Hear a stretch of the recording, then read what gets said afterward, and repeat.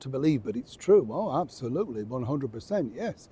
It appears that Meghan Markle, the former cable TV actress, sometimes known, of course, as the Duchess of Sussex, is having something of a change of heart regarding this revelation that she bestowed on the nation, nay, the world, all of those years ago.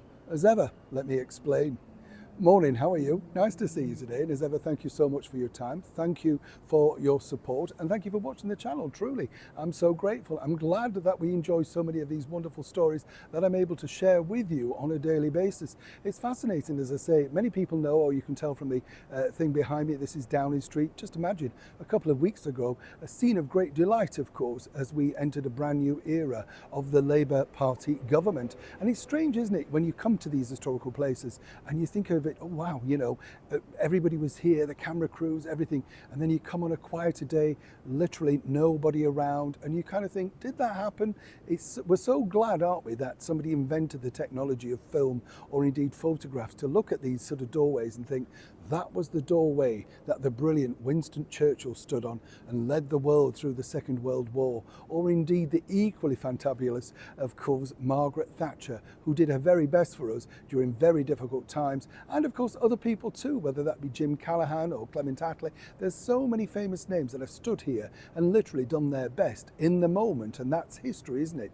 It's a little bit like our royal story today, because if you think about it, and it's so strange when you look at it like this, when you remember, of course, when Harry and Meghan decided to depart over to California, they were very much in control of their destiny, weren't they?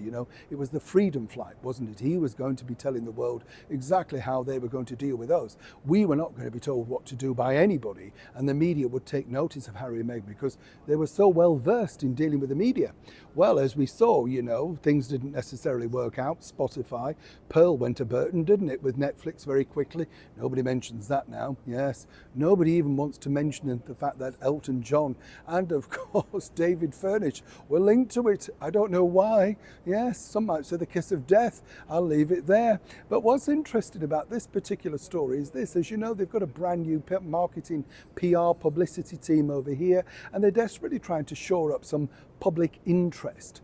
And it's interesting because when you look at the media now, more than ever, you need the media to be on your side. They're very powerful, possibly more powerful now than they've ever been during their print media history, simply because they've got Snapchat, WhatsApp, YouTube, Twitter. They can saturate a story, as we've seen with the likes of Jennifer Lopez.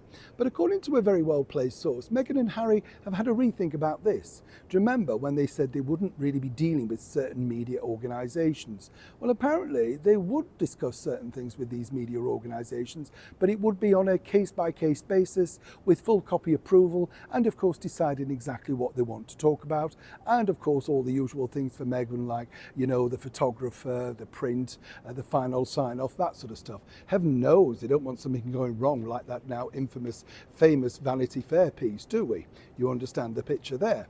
Now, moving forward, of course, this is a big revelation when you think, because the bottom line was, only a couple of years ago, they were refusing to even embark on any discourse with any UK media. But right now, with a project to sell, well, two in fact, the Polo show and of course Meghan's cooking show for Netflix, they need all the help they can get. What they're deciding now, though, is who's going to be the most friendliest of the bunch over here in the British media. We know, of course, that ITV are very keen to sign up Meghan to do her piece, but the other side of the coin is, where can they turn to in print and magazine?